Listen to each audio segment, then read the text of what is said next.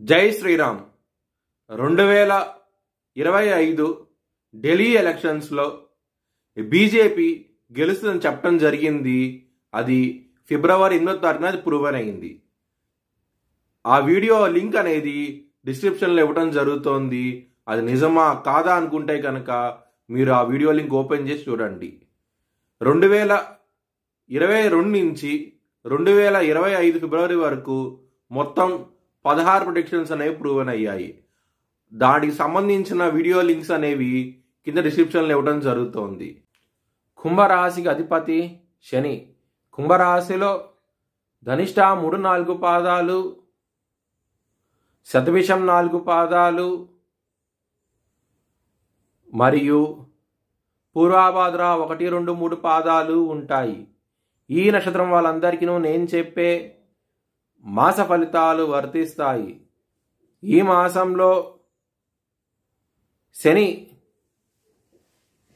2వ స్థానానికి వెళ్ళబోతున్నారు.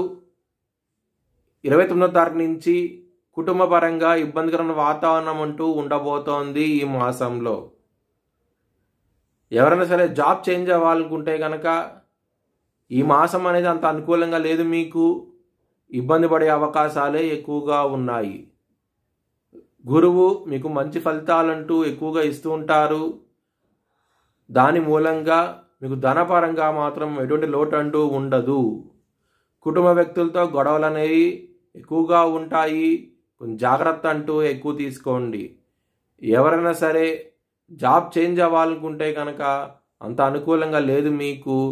మీరు దక్షిణామూర్తి సూత్రపారణం చేయండి. చాలా మంచి ఫలితాలంటూ ఉంటాయి. ఎవరైనా సరే అప్పు ఇస్తే కనుక అది వచ్చే అవకాశాలు చాలా తక్కువగా ఉన్నాయి. ఈ మాసంలో బిజినెస్ పరంగా పెట్టుబడి అనేది తగ్గించి పెట్టుకోండి.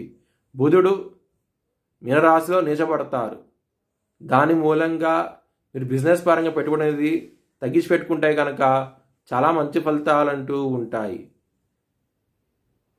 హెల్త్ పరంగా ఇబ్బందికరంగా ఉండబోతోంది. ఈ మాసం అనేది గ్యాస్ట్రిక్ సమస్యలు, థైరాయిడ్ సంబంధించిన విషయాలతో ఇబ్బంది పడే అవకాశం ఎక్కువగా ఉన్నది. కాబట్టి మీరు సూర్యాష్టకాన్ని చదువుకోండి.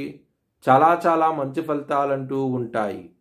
మీ భవిష్యత్ వివరాల కోసమై HLN జ్యోతిష్యాలయాన్ని సంప్రదించండి.